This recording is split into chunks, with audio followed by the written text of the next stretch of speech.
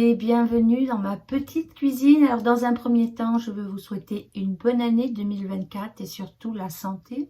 Ça fait un moment que je n'ai pas produit de vidéos et vous allez voir apparaître des vidéos qui ont été tournées en 2023, en novembre, en décembre.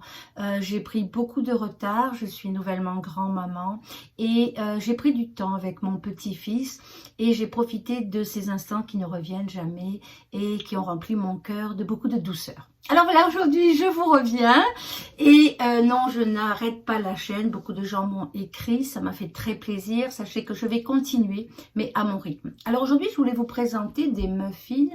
En ce moment, je fais très souvent des muffins. J'en ai fait plus de 80 pendant la période des fêtes. Dans l'espace des 10 jours où il y avait ma famille.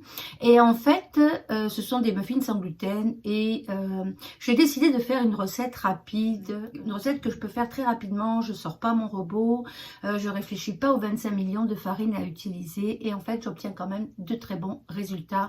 Et c'est ça que je vais vous partager aujourd'hui. C'est une recette aussi que je fais quand je suis en vacances. Donc, je n'ai pas besoin de peser, j'ai juste besoin de mes tasses à mesurer. Je sais que certains ne sont pas familiers avec les tasses à mesurer, mais je trouve que ça sauve du temps et parfois ce n'est pas nécessaire de peser. Alors, je vais commencer tout de suite. Alors, aujourd'hui, nous aurons besoin de farine. Alors, j'utilise de la farine blanche, de la farine qui est un mix, c'est-à-dire c'est un mélange tout préparé. C'est le mélange de Caroline Roy, qui fait la farine La Merveilleuse, qui est sans gluten. Mais on peut aussi utiliser différents types de mélanges maison. Cette année, j'ai commencé à faire beaucoup de mélanges maison. Mais aujourd'hui, je suis dans une facilité, donc je vous propose un mix.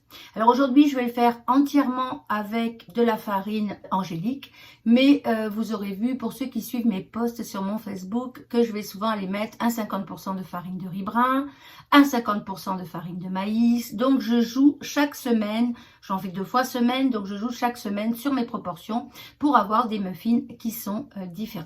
Alors dans un premier temps, on va aller mesurer nos farines et on va changer d'angle. Dans cet angle-là, vous allez mieux voir ce que je fais. Alors ici, je vais aller prendre une tasse à mesurer. Alors au Québec, pour ceux qui sont du Québec, on a des tasses à mesurer. Donc voilà, une tasse c'est 250 ml. Donc je vais aller prendre ma farine. Ici, je vais aller prendre ma farine angélique. Mais comme je vous ai dit, je pourrais très bien prendre ma farine, des farines mélangées. Alors moi, ce que je fais, c'est que je le fais à la main. J'ai réalisé que quand je faisais cette recette, quand je la fais au robot, elle est beaucoup moins bonne. C'est vraiment bizarre à dire, mais la recette est moins réussie quand je la fais au robot. Alors, je suis dans ma tasse à mesurer et je vais aller mettre, alors, 2 tasses de farine. Donc là, je vais aller mettre ma première tasse, bon, je l'avais fait tomber, de farine.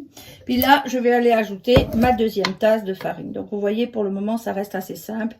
Donc, 2 tasses de farine. Des fois, je mets de la farine de riz brun, que j'aime beaucoup, parce que je trouve que les muffins me calent plus quand je suis dans la farine de riz brun. Alors, je vais aller mettre ma gomme de xanthane. Alors, moi, j'ai ma gomme de xanthane est toujours dans mes petits pots. Ici, je suis au chalet, donc toujours et tout est en contenant fermé. Que je vais mettre une cuillère à café ou une cuillère à thé, selon d'où vous venez, de gomme de xanthane. Voilà. Et je vais aller mettre soit un sachet de levure si vous êtes en France, soit une cuillère et demie de pâte à lever si vous êtes au Québec. Voilà. Et là, j'ai mes ingrédients secs. Je vais les remuer et laisser mes ingrédients secs de côté. Donc là, je vais prendre un deuxième saladier. Je le mets ici. Voilà. Je vais aller mettre mes 2 œufs dans mon bol. 2 œufs. Et je vais aller mettre mon sucre. Alors, mon sucre, je mets une tasse de sucre.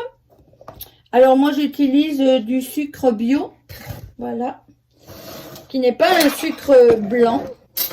Vous pouvez mettre un sucre blanc, que je vais aller mettre une tasse. Que je vais aller mettre avec mes œufs. Voilà. Et là, je vais aller remuer. Tout simplement. On remue bien ses œufs et son sucre. Alors, cette partie-là, je pourrais la faire au robot, mais il n'y a pas d'intérêt. Une fois que j'ai remué, comme vous voyez, c'est juste remué, je vais aller mettre mon huile. Alors, moi, j'utilise de l'huile d'olive douce. Et je vais aller mettre 3/4 de tasse. Alors, vous avez des tasses 3/4. Là, je vais juste aller mélanger sommairement mon huile. Si vous avez du yaourt maison, ben, mettez votre yaourt maison. Moi, j'en ai pas aujourd'hui.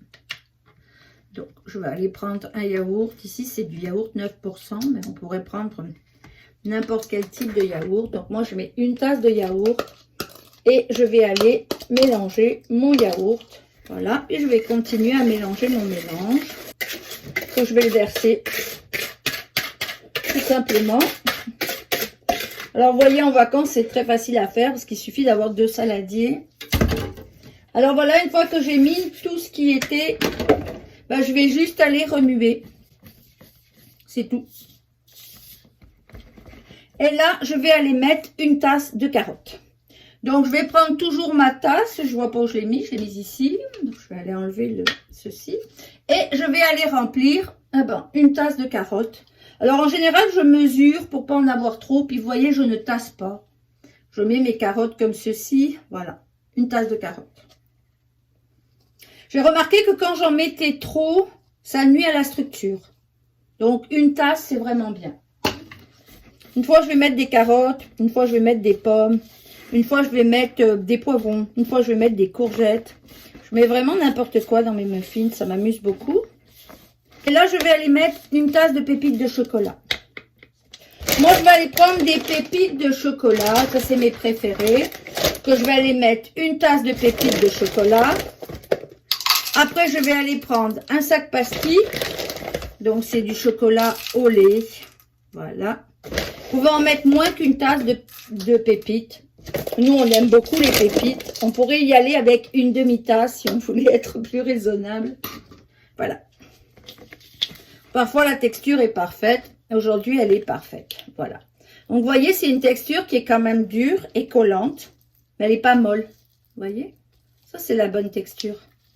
Des fois, elle est trop sèche. Ça dépend de l'humidité, ça dépend la farine utilisée. Il y a des farines qui absorbent plus. Vous voyez? Ça, c'est la texture que vous voulez. Donc, maintenant, je vais aller prendre un petit sac plastique. Et je vais aller le mettre, ou un petit saran wrap. Et je vais aller le mettre dessus la pâte, directement en contact de la pâte. Je vais vous mettre une photo sur le côté. Je vais démarrer mon timer et je vais attendre 30 minutes. Alors voilà, les 30 minutes se sont écoulées. Je vais aller enlever le plastique. Comme vous voyez ici, j'ai toujours le plastique. On voit que la pâte a gonflé. Donc, je vais remplir tous mes moules. Donc là, je remplis. Alors ici, je vous avais préparé une variante. C'est-à-dire que j'ai été couper une pomme. Ce que je peux faire, c'est aller mettre des tout petits morceaux de pommes. Alors, je vais vous le montrer après. Ce que je fais, c'est que je les mets sur le dessus de mon muffin. On peut faire un dessin ou pas de dessin. Moi, je fais une ligne sur le dessus. Je vais vous le montrer. Donc, vous voyez, ici, voilà. Vous voyez, j'ai mis les pommes sur le dessus. Là, ma main, elle a de la pâte.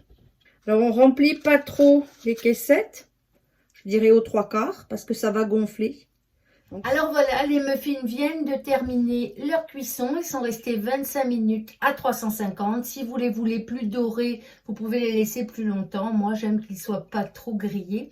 On voit qu'ils ne sont pas très gros, mais moi, j'aime faire des petits muffins. Donc ici, j'en ai sorti 16. Si j'avais rempli plus, ils auraient été plus gros. Suivant la farine que je mets, ça va être des muffins plus épais. Je vais vous mettre une série de photos et vous irez voir que effectivement, ils sortent jamais pareil. Et même ma fille dit souvent, c'est bizarre, c'est toujours la même recette, mais ils n'ont pas le même goût. Mais c'est juste parce que je varie les farines, je varie les ingrédients. Je peux mettre des noix, je peux mettre du chocolat blanc, je peux mettre du chocolat noir, je peux mettre du Mars. Si je mets des tablettes de chocolat en carré, j'ai pas le même résultat qu'avec des pépites de chocolat. Donc, vous pouvez aller varier à l'infini en fonction du type de farine et des ajouts que vous faites.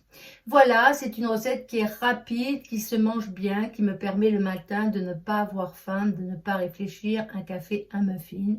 Je vous dis à la prochaine fois. J'espère que vous avez aimé cette vidéo. Si vous aimez, n'hésitez pas à vous abonner à ma chaîne. N'hésitez pas non plus à me faire des commentaires. J'adore les commentaires. Je vous dis à la prochaine fois. Au revoir.